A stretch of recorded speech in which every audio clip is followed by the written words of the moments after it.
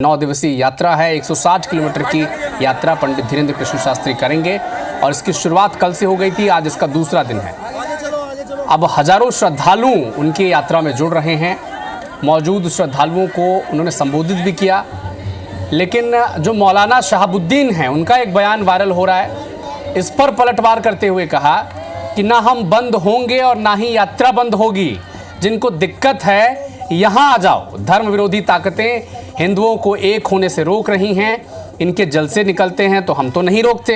हमारी यात्रा निकल रही है तो ज्ञान दे रहे हैं। आपको बता दें कि पंडित धीरेन्द्र कृष्ण शास्त्री की यात्रा पर ऑल इंडिया मुस्लिम जमात के अध्यक्ष हैं मौलाना शहाबुद्दीन रजवी।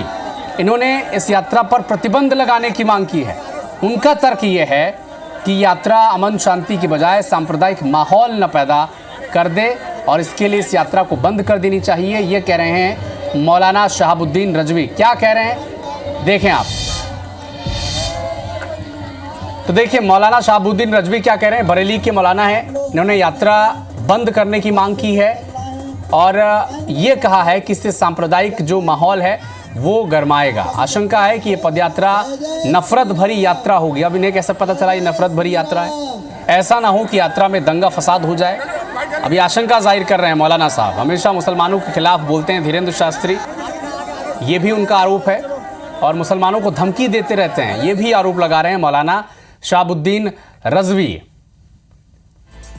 तस्वीर भी आप देख रहे हैं शहाबुद्दीन रजवी की, जिन्होंने गंभीर आरोप लगाए हैं और इसका जवाब भी दे दिया है धीरेन्द्र कृष्ण शास्त्री ने। कह रहे हैं कि वो जब जलसा निकालते हैं तो हम तो नहीं रोकते, और जैसे रोकना है आ जाए, बता देंगे कितना कौन रोकेगा। ये धीरेन्द्र कृष्ण शास्त्री ने जवाब दिया। और इसी विषय पर और चर्चा के लिए हमारे साथ दो नेता जुड़ चुके हैं। ब्रजगोपाल लोहिया जी प्रवक्ता हैं भारतीय जनता पार्टी के, और मृणाल पंत जी जुड़े हैं कांग्रेस पार्टी के प्रवक्ता। बहुत बहुत स्वागत है आपका। मृणाल पंत जी, मौलाना कह रहे हैं बरेली के कि इस यात्रा को रोक देना चाहिए, रोक लगा देनी चाहिए, ताकि इससे दंगा भड़कने की आशंका है। आप कैसे देखते हैं इस बयान को? हिंदुस्तान में बड़ी समस्या की बात है कि दोनों ही धर्मों में ऐसे लोग आगे आने लगे हैं जो समाज को और देश को बांटने की साजिश कर रहे हैं। मैं तो अनुरोध करूंगा कि ये मसला प्रशासन और इन लोगों के बीच का है। राजनीतिक दलों की प्रतिक्रिया का कि इसमें क्या जगह। मध्य प्रदेश की सरकार और मध्य प्रदेश का प्रशासन बताए कि अगर कानून व्यवस्था की स्थिति कोई उत्पन्न होगी तो वो उसका कैसे सामना करेगी। जहां तक यात्रा निकालने वाले और धार्मिक नेताओं से का प्रश्न है, मेरा हाथ जोड़ के उनसे विनती है कि समाज में इंसानियत की भावना पैदा करने के लिए, राष्ट्र को एक रखने के लिए, राष्ट्र का गौरव बढ़ाने के लिए प्रयास करें, मोहब्बत और इंसानियत का संदेश दें। मृणाल जी, आपने बड़ी अच्छी बात कही कि इसमें राजनीति नहीं होनी चाहिए। प्रशासन और सरकार का मसला है, क्योंकि लॉ एंड ऑर्डर तो उन्हीं के हाथ में है। लेकिन कांग्रेस के राज्यसभा सांसद हैं विवेक तनखा, वो कह रहे हैं कि बीजेपी का एजेंडा इसी के तहत यात्रा हो रही है। तो पॉलिटिकल बयानबाजी तो विवेक तनखा कर चुके हैं ऑलरेडी। नहीं, अगर किसी धार्मिक यात्रा में लोग राजनीतिक कार्यक्रम करेंगे या किसी दल विशेष को की बात करेंगे या उसे फायदा पहुंचाने की बात करेंगे तो अपने आप वो राजनीति का मसला बनेगा। हम देख ही रहे हैं कि ऐसे कई लोग हैं जिन्होंने भगवा कपड़े पहन लिए हैं, लेकिन उनकी जो कार्यशैली है वो ना तो भगवा संस्कृति के अनुरूप है और ना हिंदू धर्म की वसुधैव कुटुंबकम की मूल भावना के अनुरूप है। तो केवल भगवा वस्त्र धारण कर लेने से या धार्मिक नाम से कोई आयोजन करने से वो जी, क्या विवेक तनखा को इस तरह की बयानबाजी करने से बचना चाहिए? मुझे नहीं पता कि विवेक तनखा जी ने किस परिप्रेक्ष्य में क्या बात कही। विवेक तनखा जी ने इसी परिप्रेक्ष्य में कहा है कि इस मामले में भारतीय जनता पार्टी के एजेंडे के तहत धीरेन्द्र कृष्ण शास्त्री पदयात्रा कर रहे हैं। अगर धीरेन्द्र कृष्ण शास्त्री जी ने इस तरह की कोई बात कही होगी तो हो सकता है उसका अर्थ हो। मुझे नहीं लगता कि हिंदू धर्म खतरे में है या उसको जोड़ने की जरूरत है। हिंदू धर्म विश्व का महानतम धर्मों में से एक है, वो किसी के कृपा से चलने ठीक है। मृणाल जी, मैं आपके पास आऊंगा, लोहिया जी आपके पास भी आऊंगा, लेकिन जो प्रतिक्रिया मौलाना शहाबुद्दीन रजवी ने दी है पहले दर्शकों को यह भी सुना देते हैं, फिर लोहिया जी मैं आपके पास जाऊंगा।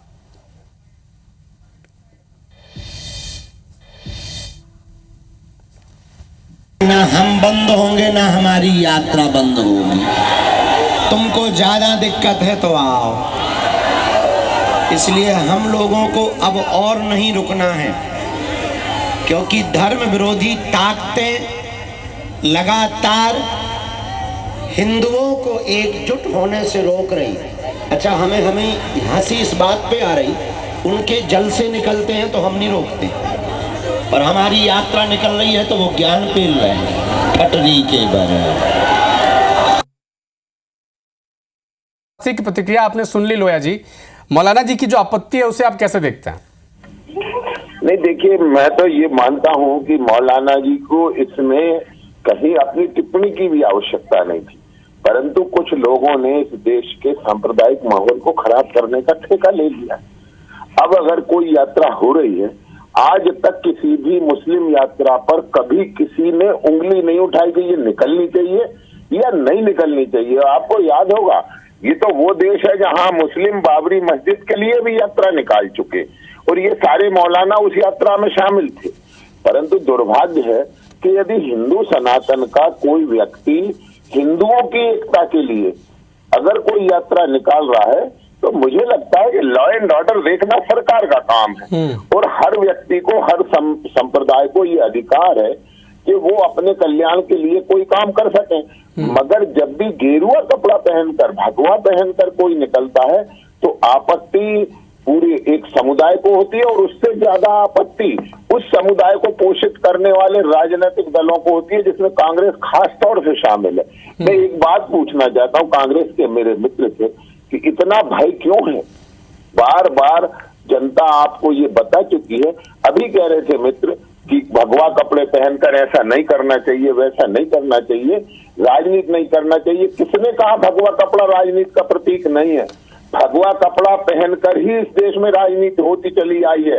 राम ने भरत के को अपना सिंहासन देकर 14 वर्ष तक राम ने, लोया जी, लेकिन कांग्रेस पार्टी कह रही है कि इसमें, कांग्रेस पार्टी का जो आरोप है, और विवेक तनखा ने जो कल कहा था कि इसमें भारतीय जनता पार्टी के एजेंडे पर यात्रा निकाली जा रही है, और भारतीय जनता पार्टी के अगर नेता शामिल होंगे और इस यात्रा में, तो फिर ये केवल धार्मिक यात्रा कैसे रहेगी? ये कांग्रेस पार्टी का आरोप है आप पर। देखिए, मैं आपसे एक बात कहता हूं, कांग्रेस के हमारे मित्र ये तो भूल ही जाते हैं कि पिछले वर्ष 2023 को इसी समय धीरेन्द्र कृष्ण शास्त्री जी की कथा कौन करवा रहा था? छिंदवाड़ा में कमलनाथ करवा रहे थे। उस मंच से उन्होंने हिंदू राष्ट्र की मांग की थी धीरेन्द्र कृष्ण शास्त्री जी ने। तो मुझे समझ नहीं आता कि एजेंडा कौन सा है। कांग्रेस दो चेहरे लगाती है, इनको खुद नहीं पता कि कौन सा चेहरा असली है और कौन सा नकली है। पिछले वर्ष को अगर आप याद कर लेंगे, सैकड़ों तस्वीरें मिलेंगी जिसमें कमलनाथ सहित पूरी कांग्रेस आचार्य धीरेन्द्र कृष्ण शास्त्री के चरणों में थी, उनकी शरण में थी, क्योंकि तब सरकार बनाने की जिम्मेवारी थी। सोच रहे थे कि किसी भी तरह धोखा देकर हिंदुओं को छल करके जवाब ले लेते हैं। हम सरकार इसका जवाब ले लेते हैं। और आज वही लोग अगर आरोप अब कांग्रेस पार्टी पर ये लग रहे हैं कि जिस धीरेन्द्र कृष्ण शास्त्री का दबे स्वर में आप विरोध कर रहे हैं इस वक्त, उन्हीं की कथा का आयोजन कांग्रेस पार्टी के नेता भी करा रहे थे। कमलनाथ तो कई बार वहां पर गए हैं, चरण स्पर्श किए, आशीर्वाद लिया है, और उन्हीं के सामने हिंदू राष्ट्र की मांग भी की है धीरेन्द्र कृष्ण शास्त्री ने। तो फिर अभी ये विरोध के माध्यम से, जब कथा के माध्यम से धीरेन्द्र कृष्ण शास्त्री समाज को संस्कार का और मर्यादा का संदेश देते हैं, तो उनके मन में आदर का भाव आता है। लेकिन आज मैं उनकी जो भाषा सुन रहा था, ये भाषा किसी साधु सन्यासी या कथाकार की नहीं होती। तेल देंगे, देख लेंगे, इस तरह की बात तो सड़क पर गुंडे करते हैं। मैं धीरेन्द्र कृष्ण शास्त्री जी से अनुरोध करूंगा कि आपका समाज में बड़ा मान सम्मान है, लोग आपके चरणों में प्रणाम करते हैं। कृपया अपनी भाषा को सुधारिए और समाज के और धर्म के नेता की तरह व्यवहार करिए। भारतीय जनता पार्टी के सड़क छाप चौराहे पे खड़े होने वाले नेताओं की तरह व्यवहार न करिए, क्योंकि हम सब आपका बहुत मान सम्मान करते हैं और चाहते हैं कि ये मान सम्मान और आगे बढ़े। मृणाल जी, एक कबीर दास जी की एक लाइन है, प्रसिद्ध दोहा है कि साधी ना पूछो साधु, जाति ना पूछो साधु की, पूछ लीजिए ज्ञान। तो कबीर जी तो पहले ही कह चुके हैं कि साधु की भाषा पर ध्यान न दें, उनके इंटेंशन पर, उनके संकल्प पर ध्यान दें। साधु की भाषा संस्कार दिखाई देता है, और साधु जीवन पर्यंत साधु रहे ऐसा किसी शास्त्र में लिखा नहीं है। समय और कृतित्व और व्यक्तित्व के हिसाब से साधु का चरित्र परिभाषित होता है। हम तो अनुरोध करना चाहेंगे सभी धर्मों के सभी नेताओं से, चाहे वो मौलाना साहब हो जो इस तरह की गंदी भाषा का उपयोग कर रहे हो, चाहे किसी और धर्म के हों, हर धर्म के नेताओं को साधु चरित्र रखना चाहिए, अच्छी बात करनी चाहिए, प्रेम और मोहब्बत की बात करनी चाहिए, देश के गौरव की बात करनी चाहिए, लड़ने झगड़ने विवाद। जवाब देना चाहेंगे? नहीं नहीं, मुझे केवल इतना कहना है कि मृणाल जी सुन लीजिए, यूट्यूब पर उपलब्ध है, उनकी इसी भाषा को सुनने ब्रिटिश संसद ने उन्हें आमंत्रित किया था। और जो भाषा अभी आपने सुनी है तो उसी भाषा में वो ब्रिटिश संसद में ब्रिटेन की महारानी के प्रतिनिधि एवं वहां के सांसदों को संबोधित कर रहे थे इसी भाषा में। यही ठटरी के परे जो उनका पर्याय इससे मुझे मगर ताज्जुब होता है।